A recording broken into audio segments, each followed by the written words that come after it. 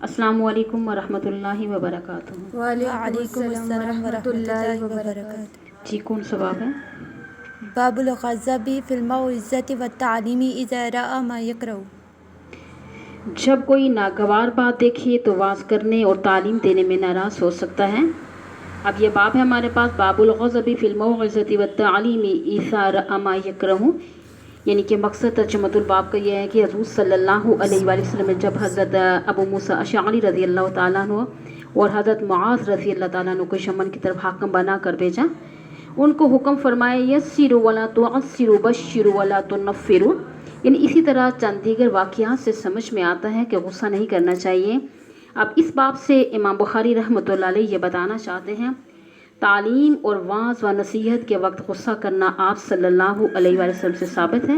اس لیے اگر استاد شاگردوں سے کوئی ناگوار بات دیکھے یا سنے تو ان کو تنبیہ کرے اور ڈانٹ دے۔ حدثنا محمد بن کثیر الآخر، ہم سے محمد بن کثیر نے بیان کیا کہ ایک شخص نے رسول اللہ صلی اللہ علیہ وسلم کی خدمت میں آ کر عرض کیا کہ یا رسول اللہ صلی اللہ علیہ وسلم، فلاں شخص لمبی نماز پڑھاتا ہے، اس لیے میں جماعت کی نماز میں شرکت نہیں کر سکتا۔ اور مسعود کہتے ہیں کہ اس دن سے زیادہ میں نے کبھی رسول اللہ صلی اللہ علیہ وسلم کو دوران نصیحت میں غضبناک نہیں دیکھا۔ آپ نے فرمایا اے لوگو، تم ایسی شدت اختیار کر کے لوگوں کو دین سے نفرت دلاتے ہو، سن لو، جو شخص لوگوں کو نماز پڑھائے تو مختصر پڑھائے، کیونکہ ان میں بیمار، کمزور اور ضرورت مند یعنی سبھی قسم کے لوگ ہوتے ہیں۔ تشریح تو سمجھ آ گئی ہوگی آپ کو، یعنی کہ حضرت ابو مسعود انصاری رضی اللہ تعالیٰ عنہ فرماتے ہیں نا، ایک شخص نے کہا تھا کہ یا رسول اللہ صلی اللہ علیہ وسلم، مجھے جماعت کی نماز ملنی مشکل ہو گئی ہے کیونکہ فلاں صاحب ہمیں لمبی نماز پڑھاتے ہیں۔ تو رجل کے بارے میں ابن حجر رحمۃ اللہ علیہ فرماتے ہیں کہ ان کا نام حسن بن ابی بن کعب ہے اور فلاں کے تحت بین السطور لکھا ہوا ہے نا، ہوا قیل معاذ رضی اللہ تعالیٰ وقیل ابی۔ اب یہ دونوں احتمال یہاں تو صحیح ہیں کیونکہ یہاں نماز کی تعیین نہیں ہوئی کون سی نماز کا ذکر ہے، اور جن احادیث میں نماز کی تعیین ہے تو وہاں دونوں احتمال صحیح نہیں ہوں گے، بلکہ ایک ہی متعین ہوگا۔ جہاں مغرب و عشاء کی نماز میں اطالت کا ذکر ہے وہاں یعنی کہ فلاں سے مراد حضرت معاذ رضی اللہ عنہ ہے، اور جہاں اطالت الصلاۃ فی الفجر کا ذکر ہو تو وہاں فلاں مصداق حضرت ابی بن کعب رضی اللہ تعالیٰ عنہ، اور جہاں کسی خاص نماز کی تعیین نہ ہو تو وہاں فلاں سے مراد دونوں ہو سکتے ہیں۔ حدثنا عبداللہ بن محمد، ہم سے عبداللہ بن محمد نے بیان کیا، ہم سے ابو عامر العقدی نے کہ روایت کرتے ہیں ایک شخص نے رسول اللہ صلی اللہ علیہ وآلہ وسلم سے لقطہ کے بارے میں دریافت کیا تو آپ نے فرمایا کہ اس کی بندش پہچان لے، یا فرمایا کہ اس کا برتن تھیلی پہچان لے، پھر 1 سال تک اس کی شناخت کا اعلان کراؤ، پھر اس کا مالک نہ ملے تو اس سے فائدہ اٹھاؤ، اور اگر اس کا مالک آ جائے تو اسے سونپ دے۔ یعنی اس نے پوچھا کہ اچھا گم شدہ اونٹ کے بارے میں کیا حکم ہے؟ تو آپ صلی اللہ علیہ وآلہ وسلم کو غصہ آ گیا اور رخسار مبارک سرخ ہو گئے، یا راوی نے کہا کہ آپ صلی اللہ علیہ وسلم کا چہرہ سرخ ہو گیا۔ یہ سن کر آپ صلی اللہ علیہ وسلم نے فرمایا کہ تجھے اونٹ سے کیا واسطہ، یعنی اس کے ساتھ اس کی مشک ہے یا اس کے پاؤں کے یعنی سم ہے، اور وہ خود پانی پر پہنچے گا اور درخت پہ چرے گا، لہٰذا اسے چھوڑ دے یہاں تک کہ اس کا مالک مل جائے۔ اس نے کہا کہ اچھا گم شدہ بکری کے بارے میں کیا حکم ہے؟ آپ نے فرمایا وہ تیری ہے یا تیرے بھائی کی، ورنہ بھیڑیے کی غذا ہے۔ تشریح دیکھتے ہیں، رجل سے کون مراد ہے؟ بعض نے رجل کا مصداق حضرت بلال رضی اللہ تعالیٰ عنہ کو قرار دیا، اور بعض حضرات نے کہا یہ خود راوی یعنی زید بن خالد جہنی رضی اللہ تعالیٰ عنہ ہیں۔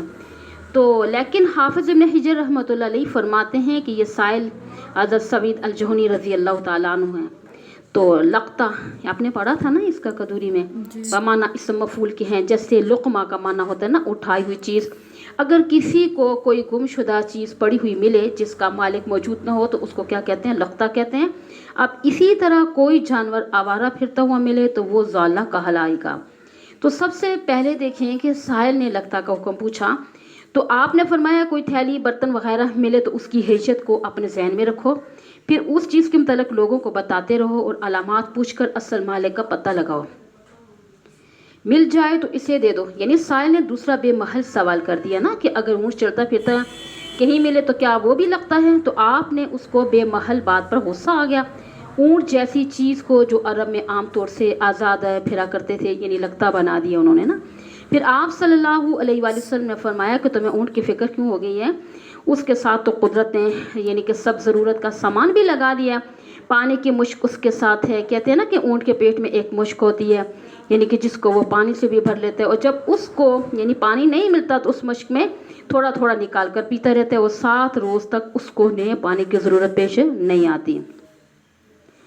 اسی طرح وہ یعنی خود درختوں سے پتے وغیرہ بھی کھاتا رہتا ہے، اور کوئی چھوٹا موٹا جانور بھی نہیں ہے کہ درندے وغیرہ اس پہ حملہ کریں گے، برخلاف بھیڑ بکری کے وہ لگتا شمار ہوتی ہے. اسی لیے کہ تم یا تمہارا کوئی دینی بھائی یعنی اس کا مالک اس کو اپنی حفاظت میں لے گا تو وہ بھوک پیاس سے مر جائے گی، تو یا بھیڑیا وغیرہ کی خوراک بنے گی. لہٰذا اگر ضالہ بھیڑی یعنی بکری ملے تو اسے اپنی حفاظت میں لے لینا چاہیے. اب لگتا کی تشہیر میں مذاہب ہیں. ائمہ اربع جمہور علماء کے نزدیک مدت تشہیر 1 سال ہے، یہی تھی. یعنی البتہ امام قدوری رحمۃ اللہ علیہ نے حنفیہ کی ایک روایت نقل کی ہے نا، جس کے تحت قلیل و کثیر میں فرق کیا گیا ہے. یعنی کہ اگر لگتا 10 درہم سے کم ہو تو چند دنوں تک، اگر 10 سے یا اس سے زیادہ ہو تو 1 سال تشہیر کی جائے. علامہ شمس الائمہ حسی رحمۃ اللہ علیہ نے فرمایا کہ حنفیہ کے نزدیک تشہیر کی کوئی مدت مقرر نہیں ہے، خواہ لگتا مال قلیل ہو یا مال کثیر ہو. یعنی اس وقت تک تشہیر ضروری ہے کہ جب تک یہ یقین نہ ہو جائے کہ اب مالک ڈھونڈنے کا نہیں. تو صاحب ہدایہ نے اسی روایت کی تصحیح کی ہے اور اسی پر فتویٰ بھی دیا ہے. پھر شافعیہ کے نزدیک اصح ترین مذہب یہ ہے کہ شیء عقیر اور شیء حقیر میں فرق ہے. حقیر شیء کی 1 سال تک تشہیر ضروری نہیں، بلکہ اتنے دنوں تک تشہیر کی جائے اور ڈھونڈنے والا عام طور پر اس سے اعراض کر کے بیٹھ جائے. البتہ قیمتی شیء ہو تو مکمل 1 سال تک تشہیر ضروری ہے. تو احناف اپنے دلائل میں یعنی کہ مسلم شریف کی حدیث پیش کرتے ہیں، قال النبی صلی اللہ علیہ وآلہ وسلم عرفھا. اب اس میں تشہیر کے زمانے کی کوئی قید نہیں ہے، جبکہ جمہور حدیث الباب سے استدلال بھی کرتے ہیں. اب حکم استعمال لقطہ یعنی امام اعظم ابو حنیفہ رحمۃ اللہ علیہ صاحبین اور جمہور فقہا و محدثین کے نزدیک ملتقط اگر فقیر ہو تو تعریف و تشہیر کے بعد لقطہ استعمال کر سکتا ہے. اگر ملتقط غنی ہو یا ہاشمی ہو تو اس کے لیے استعمال جائز نہیں ہے، بلکہ صدقہ کرے گا. امام شافعی رحمۃ اللہ علیہ اور امام مالک امام احمد رحمہ اللہ تعالیٰ فرماتے ہیں نا کہ علماء حجاز کے نزدیک ملتقط ہوا امیر ہو، فقیر ہو، ہاشمی ہو یا غیر ہاشمی ہو یعنی لقطہ کو استعمال کر سکتا ہے. احناف کے مستدل جو روایات آتی ہیں ان ابی ہریرہ ان رسول اللہ صلی اللہ علیہ وسلم قال ان لم یأت الصاحبۃ اللقطۃ فلیتصدق بہ، یہ ہے کہ ان ابن عباس ان النبی صلی اللہ علیہ وسلم قال لیصدق بها الغنی ولا ينتفع بها رواہ احمد. ان احادیث سے یعنی معلوم ہو رہا ہے نا کہ مالدار آدمی سے یعنی اسے استعمال میں نہ لائے بلکہ کیا کر دے، صدقہ کر دے. امام شافعی رحمۃ اللہ علیہ اور دیگر ائمہ سے احادیث سے استدلال کرتے ہیں. ان ابی کعب ان نبی صلی اللہ علیہ وسلم قال فاستمع بها، یہ حضرات کہتے ہیں نا کہ حضرت ابی بن کعب رضی اللہ تعالیٰ مالدار تھے اور انہیں حضور صلی اللہ علیہ وسلم نے استمتاع کا حکم دیا. نمبر 2 ان علی وجد دینارا فقال النبی صلی اللہ علیہ وسلم هو رزق اللہ فاکل رسول اللہ صلی اللہ علیہ وسلم وعلی وفاطمہ، رواہ ابو داؤد. اس حدیث سے معلوم ہوتا ہے نا ہاشمی لقطہ استعمال کر سکتا ہے. اناف مذکورہ دونوں احادیث میں پہلی حدیث کا یہ جواب دیتے ہیں. حضرت ابی بن کعب رضی اللہ تعالیٰ عنہ مقروض تھے، اس لیے آپ نے اس کو استمتاع کا حکم دیا. اور دوسرا جواب یہ دیا جاتا ہے حضرت ابی بن کعب رضی اللہ تعالیٰ پہلے فقیر تھے، بعد میں غنی ہوئے تھے، لہٰذا یعنی کہ احادیث میں زمانہ فقر کا واقعہ آ رہا ہے. دوسری دلیل کا یہ جواب دیا جاتا ہے یہ حدیث سندن ضعیف ٹھیک ہے اور متنن مضطرب ہے. اب لقطہ اگر ختم ہو جائے مالک نکل آئے تو ضمان ہوگا یا نہیں، جس کی سمجھ ہے آپ کو کیا ہے بتائیں. پھر جمہور علماء کیا فرماتے ہیں بولیں. لگتا اگر ختم ہو جائے تو پھر امام ابو حنیفہ کے نزدیک اس پر ضمان واجب ہوگا. جی جو یعنی جمہور علماء فرماتے ہیں نا، میں آپ کو مکمل بتا دیتی ہوں. اگر سال بھر تعریف لقطہ کے بعد اگر عین لقطہ باقی ہو نا اور مالک نکل آئے تو لوٹانا واجب ہے، اور اگر وہ استعمال ہو کر ختم ہو گیا تو ضمان واجب ہے. جبکہ شفابے اور داؤد ظاہری اور امام بخاری کے نزدیک لگتا باقی ہو تو واپس کرنا ضروری ہے، لیکن اگر ختم ہو چکا ہو تو اس کا زمان واجب نہیں ہے۔ اور داؤد ظاہری رحمۃ اللہ علیہ اور بعض شفاوے اور امام بخاری رحمۃ اللہ علیہ کے استدلال حدیث باب کے یعنی ایک طریق میں ہے فَإِنَّ جَاءَ صَاحِبُهَا وَلَا أَفْشَانَكَ بِهَا کے الفاظ ہیں، اور جمہور علماء کے استدلال حدیث میں ہے فَإِنَّ جَاءَ رَبِّهَا فَدَعَاهَا إِلَيْهِ کے یعنی کہ مطلق الفاظ سے کیا گیا ہے۔ قال فضالت الابل یعنی فغضب حتى احمرت وجنته، سائل نے دوسری بہمل سوال کر دیا یعنی کہ اس نے بھی بے محل کہہ دیا، کیا کہہ رہے ہیں اگر اونٹ چلتا پھرتا کہیں ملے کیا وہ بھی لگتا ہے؟ تو حضرت صلی اللہ علیہ وآلہ وسلم کو اس بے محل بات پر غصہ آ گیا، یہاں تک کہ آپ صلی اللہ علیہ وسلم کے رخسار مبارک سرخ ہو گئے تھے۔ اب صالت الابل کو لیے لینا درست ہے یا نہیں ہے، اس کا کیا ہے؟ حدیث الباب سے معلوم ہو رہا ہے نا کہ درست نہیں ہے۔ فرض اور بقر بھی اسی کے حکم میں آتا ہے۔ بہرحال مالکیہ شفاوے حنابلہ کے نزدیک ان کو لینے کی بجائے چھوڑ دینا ہی افضل ہے، جبکہ حنفیہ کے نزدیک دوسری چیزوں کی طرح ابل و بقر وغیرہ کے لیے لینا درست ہے، یہاں تک کہ حدیث باب میں جو نہیں وارد ہے اس کے متعلق حنفیہ کہتے ہیں نا یہ حکم اس وقت کا تھا کہ جب خیانت عام نہیں ہوئی تھی، اور اس زمانے میں اگر اونٹ وغیرہ کو چھوڑ دیا جاتا تو اس کا مالک اسے یعنی کہ پا لیتا تھا، جبکہ زمانہ میں تغیر آنے کے بعد اب حکم بھی یعنی کہ بدل گیا نا، تو اب خیانت بھی عام ہوگی ہے، لہٰذا اونٹ وغیرہ کو لے لینا افضل ہوگا تاکہ اس کے مالک کو پہنچا دیا جائے۔ حدثنا محمد بن العلا الآخر، ہم سے محمد بن علا نے بیان کیا کہ آگے چلتی ہوں کہ رسول اللہ صلی اللہ علیہ وآلہ وسلم سے کچھ ایسی باتیں دریافت کی گئیں جو آپ کو ناگوار ہوئیں۔ جب اس قسم کے سوالات کی آپ صلی اللہ علیہ وآلہ وسلم پہ بہت زیادتی کی گئی تو آپ صلی اللہ علیہ وآلہ وسلم کا غصہ آ گیا، پھر آپ نے لوگوں سے فرمایا اچھا اب مجھ سے جو چاہو پوچھو۔ تو ایک شخص نے دریافت کیا میرا باپ کون ہے؟ تو آپ نے فرمایا تیرا باپ حذیفہ ہے۔ پھر دوسرا آدمی کھڑا ہوا تو اس نے پوچھا کہ یا رسول اللہ میرا باپ کون ہے؟ تو آپ نے فرمایا تیرا باپ سالم شیبہ کا آزاد کردہ غلام ہے۔ آخر حضرت عمر رضی اللہ تعالیٰ نے آپ صلی اللہ علیہ وآلہ وسلم کے چہرے کا حال دیکھا تو عرض کیا یا رسول اللہ صلی اللہ علیہ وآلہ وسلم ہم ان باتوں کے دریافت کرنے سے جو آپ صلی اللہ علیہ وسلم کو ناگوار ہوں اللہ سے توبہ کرتے ہیں۔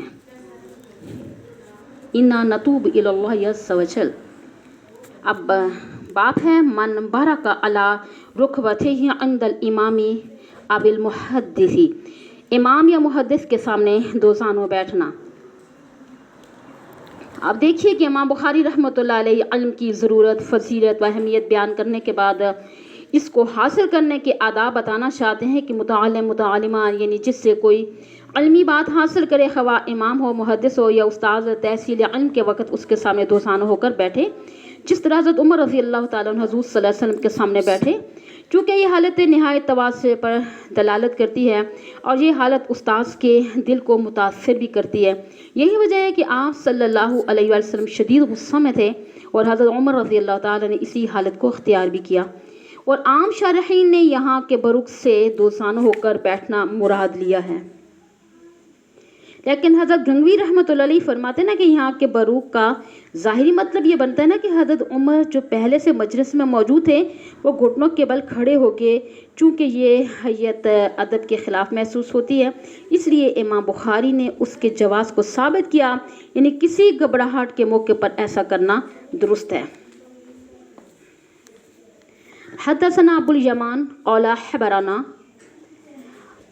انہیں انس بن مالک نے بتایا کہ ایک دن رسول اللہ صلی اللہ علیہ وآلہ وسلم نکلے تو عبداللہ بن حذیفہ کھڑے ہو گئے اور پوچھنے لگے کہ میرا باپ کون ہے، اور آپ نے فرمایا حذیفہ، پھر آپ نے بار بار فرمایا مجھ سے پوچھو، تو حضرت عمر نے دوزانوں ہو کر عرض کیا ہم اللہ کے رب ہونے پر، اسلام کے دین ہونے پر، محمد صلی اللہ علیہ وآلہ وسلم کے نبی ہونے پر راضی ہیں، بے شک ہم بھی۔ اور یہ جملہ 3 بار دہرایا، پھر یہ بات سن کر رسول اللہ خاموش ہو گئے۔ تشخیص کی یہی ہوگی نا کہ حدیث باب میں حضور صلی اللہ علیہ وسلم سے بعض ایسی چیزیں پوچھی گئی ہیں جو ناپسندیدہ تھیں، اس لیے آپ کو غصہ آیا، اور حضرت عمر رضی اللہ تعالیٰ عنہ نہایت دانشمند تھے اور آپ صلی اللہ علیہ وسلم کے یعنی کہ غضب و غصہ کو سمجھ کے اور فوراً دوزانوں ہو کر بیٹھ کے رضیت باللہ ربا وبالاسلام دینا وبمحمد النبی شاہ، ٹھیک ہے۔ پڑھنے لگے یہ جتلانے کے لیے کہ ہمارے ایک ساتھی نے جو یہ سوال کیا ہے وہ آپ پر اعتراض کے واسطے نہیں بلکہ غلطی ہو گئی ہے. یا آپ بھی پڑھیں, یہ والی صبح کے وقت بھی پڑھتی ہوں گی اس دعا کو. فقال رضینا باللہ ربا وبالاسلام دینا وبمحمد صلی اللہ علیہ وآلہ وسلم. باب من اعاد الحدیث ثلاثا لیفہم عنہ. کوئی شخص سمجھانے کے لیے ایک بات کو 3 مرتبہ دہرائے. فقال الا وقول الزور فما زال يكررها. وقال ابن عمر قال النبي صلی اللہ علیہ وسلم, رسول اللہ صلی اللہ علیہ وسلم کا ارشاد ہے الا وقول الزور, یعنی اس کو 3 بار دہراتے رہے. یکررها, دہرانا, مکرر کرنا. حضرت ابن عمر رضی اللہ تعالیٰ نے فرمایا کہ نبی صلی اللہ علیہ وسلم نے فرمایا کہ میں نے تم کو پہنچا دیا. یہ جملہ 3 بار دہرایا. اب اس کا بناتے ہیں نا باب کا ترجمۃ الباب کا مقصد یہی ہے کہ حدیث الباب میں حضور اکرم صلی اللہ علیہ وسلم کی عادت شریفہ مذکور ہے کہ جب بات ہوتی تھی, یعنی آپ جب بات کرتے تھے 3 مرتبہ کرتے, تو اس سے معلوم ہو رہا ہے کہ شاید آپ صلی اللہ علیہ وسلم ہر بات 3 دفعہ دہراتے تھے. حالانکہ ہر بات کو 3 دفعہ دہرانا ناممکن ہے.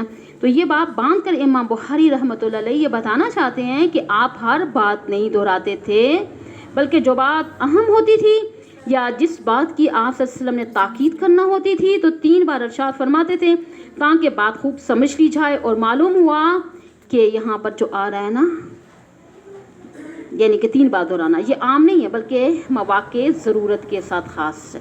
سمجھ گئی جی. آگے حدیث میں آتا ہے فقال الا وقول الزور فما زال یکررها. اس کو انڈر لائن کر کے دیکھتے ہیں. حضرت ابو بکر رضی اللہ تعالیٰ کی حدیث کا ایک حصہ ہے نا, تو یہاں سوال ہوتا ہے نا کہ امام بخاری رحمۃ اللہ علیہ نے ترجمہ قائم فرمایا اور باب من اعاد الحدیث ثلاثا, یعنی کہ جب کہ استدلال میں ذکر کیا ہے نا الا وقول الزور, یہاں پہ جو آیا ہے کہ آپ نے اس قول کا تکرار فرمایا. اس سے ترجمۃ الباب تو ثابت نہیں ہوا. اس کا ایک جواب یہ دیا ہے نا کہ جہاں جو آتا ہے کہ فما زال یکررها, ٹھیک ہے, تو یہاں پر ثلاثہ کا مفہوم اس کے اندر داخل ہے, لہٰذا مدعا ثابت ہو جائے گا. اور دوسرا جواب یہ دیا جاتا ہے کہ امام بخاری رحمۃ اللہ علیہ نے جو فرمایا نا فما زال یکررها, اور اس سے دراصل استدلال نہیں بلکہ اس ٹکڑے کو ذکر کر کے اس حدیث کے پہلے جملے کی طرف اشارہ کیا ہے جس میں حضور صلی اللہ علیہ وسلم فرما رہے ہیں نا, آگے جو آتا ہے حل بلغت ثلاثا, اس میں اس صورت میں ترجمۃ الباب کا اس بات صراحتاً ہو جائے گا. وقال ابن عمر قال النبی صلی اللہ علیہ وآلہ وسلم حل بلغت ثلاثا. یہاں سے دیکھتے ہیں یہ تعلیق حضرت صلی اللہ علیہ وسلم کے خطبہ حجۃ الوداع کا ایک حصہ ہے اور یہ تعلیق امام بخاری کے مدعا پر مکمل منطبق ہے. آگے حدیث سے ہمارے پاس حدثنا عبدہ, ہم سے عبدہ نے بیان کیا اور حضرت انس سے بیان کیا, رسول اللہ صلی اللہ علیہ وآلہ وسلم سے روایت کرتے ہیں جب آپ کوئی کلمہ ارشاد فرماتے تو اسے 3 بار لوٹاتے حتیٰ کہ خوب سمجھ لیا جاتا. تو جب کچھ لوگ کے پاس آپ صلی اللہ علیہ وسلم تشریف لاتے اور انہیں سلام کرتے تو 3 بار سلام کرتے. تشریح دیکھتے ہیں. علامہ خطابی رحمۃ اللہ علیہ فرماتے ہیں نا کہ حضور صلی اللہ علیہ وسلم کا 3 مرتبہ سلام کرنا استحسان کے موقع پر ہوتا تھا, ٹھیک ہے, اور یعنی حضور صلی اللہ علیہ وسلم کسی کے پاس تشریف لے جاتے تو پہلی دفعہ سلام کرتے اجازت نہیں ملتی, پھر کیا ہوتا تھا دوسری دفعہ, اسی طرح پھر تیسری دفعہ سلام کرتے تھے. یعنی اس کی تائید آپ صلی اللہ علیہ وسلم کی ارشاد سے ہوتی ہے نا کہ جس میں آپ فرماتے تھے اذا استاذن احدکم ثلاثا فلم یؤذن له فلیرجع. تو امام اسماعیلی رحمۃ اللہ علیہ نے بھی یہی ذکر کیا. یہ سلام استحسان ہے, یعنی اس کو علامہ سندھی رحمۃ اللہ علیہ نے بھی اختیار کیا.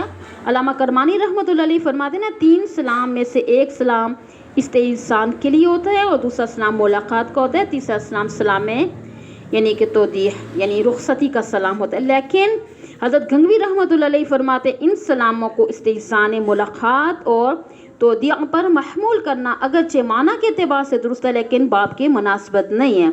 اور حضرت شاہ ولی اللہ رحمۃ اللہ علیہ فرماتے ہیں نا کہ یہاں ہر موقع پر 3 سلام مراد نہیں ہے بلکہ جب مجمع کثیر ہوتا تھا اور لوگ یعنی کہ پھیلے ہوئے ہوتے تھے تو آپ صلی اللہ علیہ وسلم سب کو سلام पहुंचाने के लिए ना 3 बार सलाम करते थे, यानी एक सामने, दूसरा दाईं तरफ और तीसरा बाईं तरफ है, क्योंकि आपके सलाम के लिए सभी मुश्ताक रहते थे। आपकी तो बहुत बड़ी दवा होती थी ना। तो अल्लामा कश्मीरी रहमतुल्लाह अलैह फरमाते हैं कि जब आप बड़े मजमे में शिरकत फरमाते तो एक सलाम तो दाखिल होते ही करते, और दूसरा क्या होता था, वस्ते मजलिस में पहुंचकर, और तीसरा सलाम जो है वो आखिर मजलिस में पहुंचकर फरमाते थे।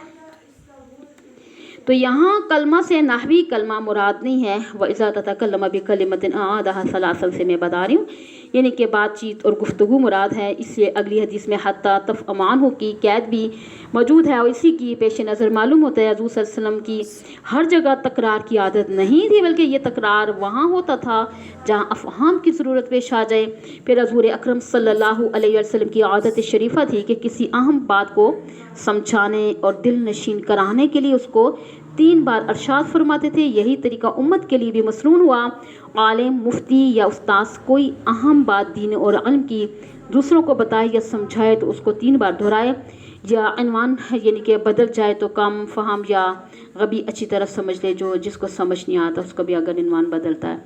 हदसना मुसद्दद क़ाल हदसना, हमसे मुसद्दद ने बयान किया अबू अवाना ने, और वो अब्दुल्ला बिन उमर से वो कहते हैं कि एक सफ़र में रसूलुल्लाह सल्लल्लाहु अलैहि वसल्लम पीछे रह गए, फिर आप सल्लल्लाहु अलैहि वसल्लम हमारे करीब पहुँचे, यानी असर की नमाज का वक्त आ गया था, हम वुज़ू कर रहे थे और हम अपने पाँव पर पानी का हाथ फेरने लगे तो आपने बुलंद आवाज़ से फरमाया, आग के अज़ाब से इन एड़ियों की ख़राबी है। ये 2 मरतबा फरमाया या 3 मरतबा। बाबू तालीम रजुली अमात व अहलहू, मर्द को अपनी बांदी और घर वालों को तालीम देना। माक़बल से मुनासबत व मकसूद तर्जुमतुल बाब ये है कि देखें कि पहले बाब में तालीम आम का जिक्र था, अब यहाँ उस बाब में तालीम ख़ास का जिक्र है। इमाम बुखारी रहमतुल्लाह अलैह ने ये बात कायम करके तंबीह फरमाई है कि आका के ज़िम्मा है कि वो बांदियों को तालीम दे। चूँकि ज़ाहिर हदीस से बांदी की तख़सीस मालूम होती थी, इसलिए इमाम साहब ने तर्जुमतुल बाब में अमता के लफ्ज़ के साथ व अहलहू का लफ्ज़ भी बढ़ाकर इशारा फरमा दिया। ये कोई बांदी के साथ ख़ास नहीं है कि बल्कि आदमी अपनी बीवी को भी तालीम दे दे, इसलिए कि जब बांदी की तालीम पर अजर मिलेगा तो अहल यानी अपनी बीवी की तालीम देने पर भी यानी कि ज़्यादा अजर मिलेगा। कोई मसला? अहबरना मोहम्मद अल आखिर करती हूँ। हदीस है, हमसे मोहम्मद बिन सलाम ने बयान किया और उनसे रसूलुल्लाह सल्लल्लाहु अलैहि वसल्लम ने फरमाया कि 3 शख्स ऐसे हैं जिनके लिए 2 अजर हैं। एक वो जो अहले किताब हो और अपने नबी और मोहम्मद सल्लल्लाहु अलैहि वसल्लम पर ईमान लाए, और दूसरे वो ममलूक गुलाम जो अपने आका और अल्लाह दोनों का हक अदा करे, और तीसरा वो है वो आदमी जिसके पास कोई लोडी हो जिससे शब्बाशी करता है और इसे तरबियत दे तो अच्छी तरबियत दे, तालीम दे तो उम्दा तालीम दे, फिर इसे आज़ाद करके उससे निकाह करे तो उसके लिए 2 अजर हैं। फिर आमिर ने कहा कि हमने यह हदीस तुम्हें किसी ओस के बगैर दी है, वरना इससे कम हदीस के लिए मदीना तक का सफ़र किया जाता था। चलते हैं जी, इस हदीस की तशरीह देखते हैं कि 3 अशख़ास के साथ दोहरे अजर की तख़सीस का क्या सबब है। बाज़ की राय है कि चूँकि उन्होंने देखें कि 2 अमल किए हैं और इसलिए उनके लिए दोहरा अजर है ना, मगर इसमें इश्काल आ रहा है। फिर उनकी क्या खसूसियत रही, जो भी 2 काम करेगा उसको दोहरा अजर मिलेगा। और बाज़ हज़रात की राय है कि इन तीनों का हर काम पर दोहरा अजर मिलेगा। फिर इस पर भी इश्काल होता है कि इन तीनों ने कोई ऐसा काम नहीं किया, अब जो भी काम उसके बाद करेंगे इस पे दोहरा अजर मिले। हमारे मशाइख की राय है ना कि हर वो काम जिसमें तज़ाहम हो यानी तकाबिल हो, इस पे दोहरा अजर है। ऐसे अमाल में दोहरे अजर का मिलना खिलाफ़ अक़ल नहीं है। और यहाँ भी अगर आप गौर करेंगे तो मालूम होगा ना कि इन 3 अशख़ास में से हर एक के साथ तज़ाहम व तकाबिल वाला मुआमला है जो अमल में रुकावट और माने बनता है। आपकी गाड़ी तो नहीं है बुशरा? नहीं। अच्छा। रजुल मिन अहलिल किताब, यहाँ से देखें अहले किताब से कौन मुराद है, इसको भी तहरीर कीजिए। अहले किताब से आमतौर पर यहूद व नसारा मुराद होते हैं ना, लेकिन अबू अब्दुल मलिक बोनी और अल्लामा तूर बश्ती रहीमहुल्लाह ताला फरमाते हैं कि यहाँ अहले किताब से ईसाई मुराद हैं। उन्होंने अपने मुअक्कफ़ पर 2 दलीलें पेश की हैं। नंबर 1, इसी रवायत के दूसरे तरीके में आते हैं ना, वइज़ा आमना बिइसा सुम्मा आमना बि के अल्फाज भी आए। नंबर 2, यहूदियत ईसाईयत की वजह से मनसूख हो गई, लिहाजा दीन मनसूख पर ईमान लाना मफीद नहीं हो सकता। अल्लामा करमानी, हाफिज़ इब्न हजर, मुल्ला अली क़ारी की राय है कि अहले किताब आम हैं اور یہود و نصارہ دونوں مراد ہیں۔ امام بخاری کا رجحان بھی اسی طرف ہے، کیونکہ حضرت ابو موسیٰ اشعری رضی اللہ تعالیٰ عنہ کی اس حدیث کو انہوں نے کتاب الجہاد میں یعنی کہ تخریج کیا ہے، اس پر ترجمہ بھی قائم کیا ہے۔ اور اگلا یعنی کہ باب فضل من اسلم من اہل الکتابین، ان حضرات کی دلیل آ رہی ہے کہ جب کتاب سنت میں اہل کتاب بولا جاتا ہے نا تو یہی دونوں مراد ہوتے ہیں۔ تو پھر اس بات میں اختلاف ہے کہ اہل کتاب سے صرف وہی لوگ مراد ہیں کہ جنہوں نے تحریف و تبدیلی نہیں کی، یا تمام مراد ہیں۔ حافظ ابن حجر رحمۃ اللہ علیہ، علامہ عینی اور مولا علی قوری فرماتے ہیں نا کہ اہل کتاب عام ہیں، اور ان کی دلیل یہ ہے کہ آیت کریمہ اولئک یؤتون اجرہم مرتین جو اس حدیث کے ہم معنی آتا ہے اور تحریف و تبدیل کے بعد نازل ہوئی ہے، جبکہ امام طحاوی رحمۃ اللہ علیہ اور علامہ قرطبی رحمۃ اللہ علیہ اس کے قائل ہیں کہ اہل کتاب سے صرف وہی لوگ مراد ہیں کہ جنہوں نے تحریف و تبدیلی نہیں کی ہے، واللہ عالم۔ چلتے ہیں آگے دیکھیں کہ حدیث میں ہے نا دگنے اجر کا یہ حکم آپ صلی اللہ علیہ وسلم کے زمانے کے ساتھ مختص ہے یا عام ہے؟ سمجھ رہی ہیں اس کو؟ ان کے بعض کے نزدیک نا یہ حکم قیامت تک کے لیے ہے، لیکن علامہ کرمانی رحمۃ اللہ علیہ فرماتے ہیں یہ حکم نبی اکرم صلی اللہ علیہ وآلہ وسلم کے زمانہ کے ساتھ خاص ہے، لیکن صحیح قول پہلا ہے نا کہ یہ حکم عام ہے، حضور صلی اللہ علیہ وسلم کے زمانہ کے ساتھ مختص نہیں ہے۔ ثم قال عامر الآخر، پھر عامر شعبی رحمۃ اللہ علیہ نے فرمایا نا ہم نے تمہیں یہ روایت مفت میں دے دی، جبکہ اس سے بھی کم روایت کے اصول کے لیے مدینہ منورہ تک کا سفر کیا جاتا تھا۔ اس میں خطاب بظاہر صالح کو ہے، اور اسی ظاہر پہ علامہ کرمانی رحمۃ اللہ علیہ نے کہ جزم کیا ہے اور مخاطب شعبی کے شاگرد صالح کو قرار دیا ہے، جبکہ حقیقت یہ ہے یہ خراسانی شخص سے خطاب ہے جس کے سوال کا جواب امام شعبی رحمۃ اللہ علیہ نے یہ حدیث سنائی تھی، اور اس کی وضاحت کتاب الانبیاء میں موجود ہے۔ باب العزت الامام عن النساء و تعلیمہن، امام کا عورتوں کو نصیحت کرنا اور تعلیم دینا۔ چلتے ہیں جی ماقبل سے ربط لگا دیجئے، و مقصود ترجمہ الباب، پیچھے دیکھیں نا گزشتہ باب میں ان عورتوں کا ذکر تھا نا جن سے پردہ اور محرمیت نہیں ہے، اور امام بخاری یہ باب قائم کر کے بتلا رہے ہیں کہ جو عورتیں غیر محرم ہیں ان کے لیے بھی حکم ہے ان کو بھی تعلیم دی جائے اور واعظ و نصیحت کی جائے، اور آپ صلی اللہ علیہ وسلم بھی عورتوں کو تبلیغ فرمایا کرتے تھے۔ حضرت گنگوی رحمۃ اللہ علیہ فرماتے ہیں نا کہ عورتوں کے ساتھ خلوت اور ان کے ساتھ اجتماع چونکہ ممنوع ہے، اس لیے اس باب کو قائم فرما کے وضاحت فرما دی کہ یہ ممنوعات اس صورت میں ہے جبکہ فتنے کا اندیشہ ہو، اگر فتنے کا اندیشہ نہ ہو تو ان کو واعظ و نصیحت کی جا سکتی ہے۔ حافظ ابن حجر رحمۃ اللہ علیہ فرماتے ہیں امام بخاری رحمۃ اللہ علیہ نے پہلے تو یہ بتایا تھا نا کہ آدمی کو خود اپنی بیوی اور باندھی کی تعلیم کا اہتمام کرنا چاہیے، تو اب ترقی کر کے فرماتے ہیں نا امیر المؤمنین یا اس کے نائب کو چاہیے کہ عام عورتوں کے لیے واعظ و نصیحت اور ان کی تعلیم کا انتظام اور اہتمام کرے۔ یعنی کہ خلاصہ یہی ہے نا کہ پہلا ترجمہ خاص ہے جو بیوی اور باندھی سے متعلق ہے، اور یہ ترجمہ عام ہے جو عام عورتوں سے متعلق ہے۔ پہلے ترجمے کا تعلق ازواج اور آقاؤں سے ہے، اور اس ترجمے کا تعلق امام سے ہے۔ حدثنا سلیمان بن حرب الآخر، ہم سے سلمان بن حرب نے بیان کن سے شعبہ نے ایوب کے واسطے سے بیان کہ انہوں نے عطا بن ابی رباح سے سنا، انہوں نے ابن عباس سے سنا کہ میں نے رسول اللہ صلی اللہ علیہ وسلم کو گواہ بنا کر کہتا ہوں، یا عطا نے کہا کہ میں ابن عباس کو گواہ بناتا ہوں کہ نبی صلی اللہ علیہ وسلم ایک مرتبہ عید کے موقع پر لوگوں کی صفوں میں نکلے اور آپ کے ساتھ بلال تھے، اور آپ کو خیال ہوا کہ عورتوں کو خطبہ اچھی طرح نہیں سنائی دیا، تو آپ نے انہیں نصیحت فرمائی اور صدقے کا حکم دیا۔ تو یہ وہاں سن کر کوئی عورت بالی، کوئی عورت انگوٹھی ڈالنے لگی، اور بلال رضی اللہ تعالیٰ اپنے کپڑے کے دامن میں یہ چیزیں لینے لگے تھے۔ حضرت ابن عباس رضی اللہ تعالیٰ کہتے ہیں نا کہ میں حضور صلی اللہ علیہ وآلہ وسلم پر گواہی دیتا ہوں، کہ یا عطا کہتے ہیں کہ میں حضرت ابن عباس رضی اللہ تعالیٰ پر گواہی دیتا ہوں۔ حاصل یہ کہ لفظ اشہد کے بارے میں تردد ہے کہ یہ حضرت ابن عباس رضی اللہ تعالیٰ عنہ کا قول ہے یا عطا کا ہے۔ اب اس سلسلے میں شعبہ کے تلامیذہ میں اختلاف ہے۔ سلمان بن حرب تو تردد ان کے نقل کرتے ہیں جیسا کہ حدیث الباب میں آتا ہے، یعنی دو نقل کر رہے ہیں نا، اور ابو داؤد طیالاسی یہی روایت ہے شعبہ عن ایوب کے طریقے سے نقل کرتے ہیں، وہ جزماً اس کو عطا رحمۃ اللہ علیہ کا قول قرار دیتے ہیں، جبکہ شعبہ کے تلامیذہ میں سے محمد بن جعفر غندر نے اس کو بغیر تردد کے جزماً دونوں کے قول کے طور پر نقل کیا ہے۔ بہرحال امام بخاری رحمۃ اللہ علیہ نے روایت باب کے آخر میں اسماعیل بن علی کی تعلیق لا کر غالباً اپنا رجحان ظاہر فرما دیا، اور یہ ابن عباس رضی اللہ تعالیٰ کا قول ہے، لیکن مناسب معلوم ہوتا ہے کہ کسی ایک کو ترجیح دینے کے بجائے یوں کہا جائے کہ یہ قول دونوں سے ثابت ہے۔ کافی ہے اتنا یا اور پڑھا دوں اگلا؟ یہ چلیں اس کو میں مکمل کروا دوں۔ فجعلت المرأۃ، یہاں سے عورتیں بالی اور انگوٹھی ڈالنے لگی۔ حضرت بلال رضی اللہ تعالیٰ عنہ اپنے کپڑے کے ایک کنارے میں اس کو لے رہے تھے۔ کیا عورت کے لیے شوہر کی اجازت کے بغیر اپنے مال میں تصرف کرنا جائز ہے؟ اس میں اختلاف ہے۔ جمہور علماء کا مسلک ہے نا کہ عورت کو اپنے مال میں تصرف کرنے کا پورا حق حاصل ہے۔